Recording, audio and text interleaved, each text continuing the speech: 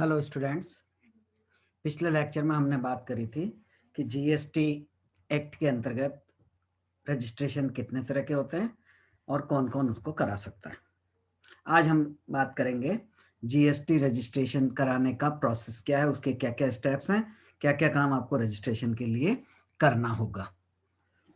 एक चीज ये ध्यान रखिए कि जीएसटी रजिस्ट्रेशन हमेशा ऑनलाइन ही होगा। जीएसटीएन पोर्टल पर इसको आपको कंप्लीट करना होगा। इसके कुछ स्टेप्स हैं, वो इस तरह से हैं। पहला step, go to the GST portal. सरकार ने एक जीएसटी पोर्टल बना रखा है, उस पर आपको लॉगिन करना पड़ेगा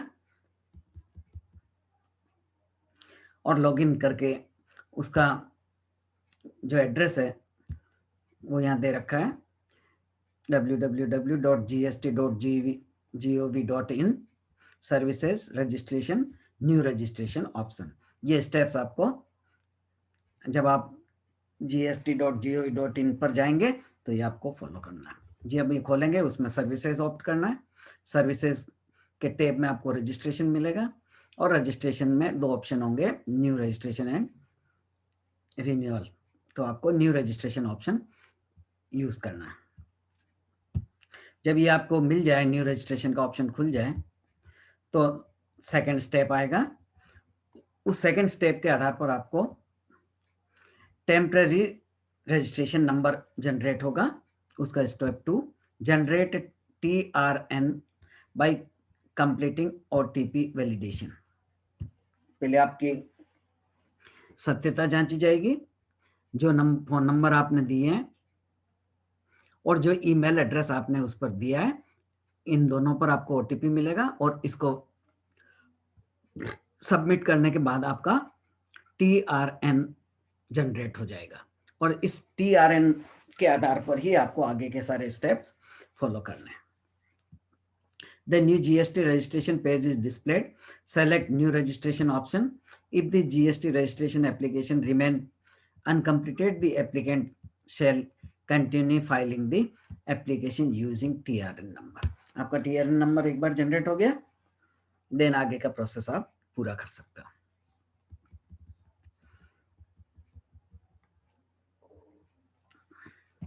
इसमें आपको क्या क्या इंफॉर्मेशन देनी है, जब ये आप TRN नंबर जनरेट करना चाहते हो तो उसके लिए आपको जो इंफॉर्मेशन देनी है वो है, उसमें न्यू रजिस्ट्रेशन टैब में select the tax payer type of the option provided.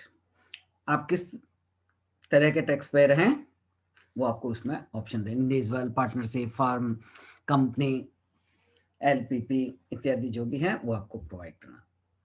Choose the state as per the requirement. आपका बिजनेस प्लेस कौन सा है, कौन से स्टेट में है, आप रजिस्ट्रेशन किस स्टेट में कराना चाहते हो, उस स्टेट का कोड आपको चूज करना होगा।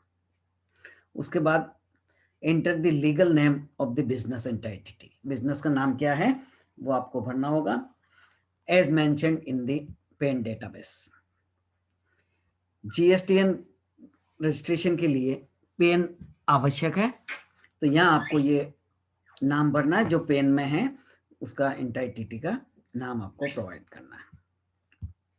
The permanent account number field, enter pain of the business और pain of the proprietor.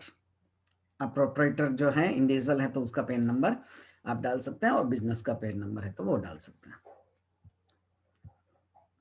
Provide the email address of the primary authorise signatory. जो आपके ऑथराइज सिग्नेटरी हैं, जो उसके प्रोमोटर हैं, जो ऑनर है, उसका ईमेल एड्रेस आपको प्रोवाइड करना होगा और देन प्रोसीड। जब आप प्रोसीड का बटन दबाएंगे तो आपको OTP प्राप्त होगा। ये OTP आपके दो जगह प्राप्त होगा, एक तो मोबाइल नंबर जो आपने फिल किया है और दूसरा ईमेल एड्रेस जो आपने फिल किया है। दोनों ही OTP को आपको जो स्पेस है वहां आपको फिलअप करना है, सबमिट करना है और सबमिट करने पर वो उसको वैलिडेट कर देंगे। मीन्स टैक्स सिस्टम में आपके ईमेल एड्रेस और मोबाइल नंबर दोनों रजिस्टर्ड हो जाएंगे, एंटर हो जाएंगे और उसका वेरिफिकेशन हो जाएगा। उसके बाद नए सिरे से आपको लॉगिन करना है। लॉगिन विथ टीआरएन, जो आपने टीआरएन नंबर जनरेट किया है उसके थ्रू आपको लॉगिन करना पड़ेगा। Upon receiving TRN the applicant shall begin the GST registration process. First process में आपको टीआरएन नंबर जनरेट करना है, उसका ये प्रोसेस था, वो हो गया। उसके बाद अगला प्रोसेस रजिस्ट्रेशन के लिए इसी नंबर के लॉगिन के आधार पर आपको आगे काम करना है।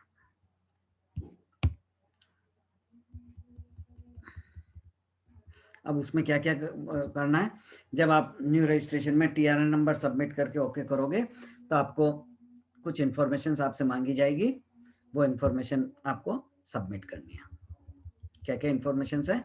सबमिट बिजनेस इन्फॉर्मेशन, बिजनेस से रिलेटेड जो इन्फॉर्मेशन है वो आपको उसमें सबमिट करना है। कुछ उदाहरण नाम इसमें दिए हैं। Trade name, enter the trade name of the business, input construction of the business of the drop down list, constitutional क्या क्या है वो सब आपको पढ़ना है। इंटर द डिस्ट्रिक्ट एड्रेस पूरा, in the commissionerate code, divisional code, range code, ये सब आपको उस ड्रॉप डाउन में लिस्ट में से सेलेक्ट करके पढ़ना है। कंपोजिशन स्कीम आप ऑप्ट करना चाहते हो या नहीं उसको सेलेक्ट करना है। Input the date of commencement of business, select the date on which liability of the registration arise. आप बिजनेस कब से स्टार्ट करना चाहते हैं वो आपको भरना है। और अगर आपका पुराना बिजनेस है तो आप रजिस्ट्रेशन के लिए कब लाइबल हुए हैं वो डेट आपको उसमें भरनी है। अनेक बार कंपलसरी रजिस्ट्रेशन की बात आती है, तो अगर आप उस कंपलसरी रजिस्ट्रेशन की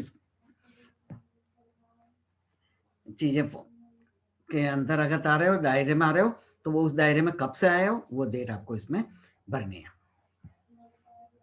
the tax payer are required to fill the application of the new GST registration within 30 days of the date on which liability of the registration arise।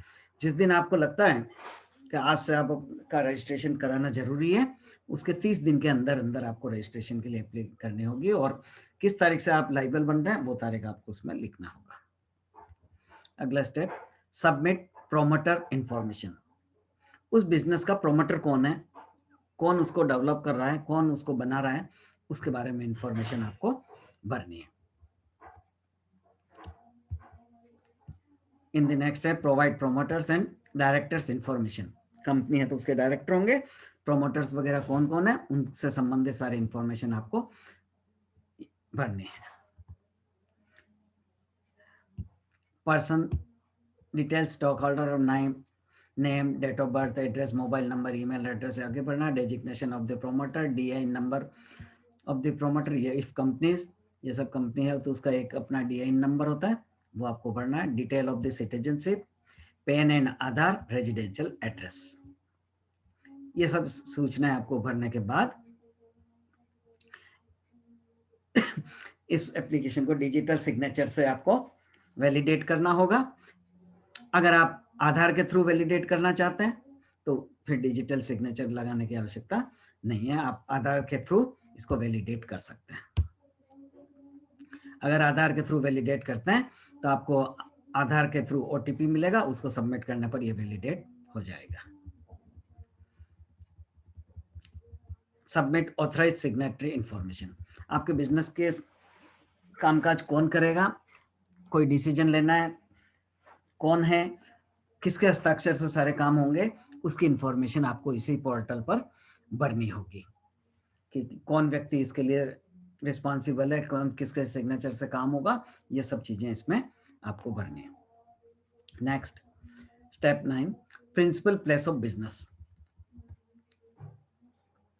आपका बिजनेस का मुख्य व्यवसाय का मुख्य स्थान कौन सा है वो आपको इसमें भरना होगा। In this section, applicant shall provide the details of principal place of business. The principal place of business acts as the primary location within the state where the taxpayer operate the business. Business कहाँ operate कर रहा है, उसका main जगह क्या है वो आपको इसमें भरना है। जहाँ पर ज़्यादातर बुक्स ऑफ अकाउंट्स और रिकॉर्ड रखे जाते हैं वो आपका व्यवसाय का मुख्य स्थान माना जाएगा। इसी के आधार पर कंपनी या एलएलपी का प्रिंसिपल ऑफिस, प्रिंसिपल जगह कौन से स्टेट होगी जहां पर उसका रजिस्टर्ड ऑफिस है, वही आपका बिजनेस का मुख्य स्थान माना जाएगा। इस प्रिंसिपल बिजनेस के स्थान के लिए आपको क्या क्या सबमिट करना है, उस जगह का एड्रेस क्या है, उसके phone number, email address, contact number, वो सब आपको इसमें देना है। और nature of position of the premises, जिस जगह आपने एड्रेस दिया है उसका नेचर किस तरह का, आप रेंटेड है, लीज पे है या आपका खुद का है, ये सब सूचनाएं आपको उसमें भरनी है।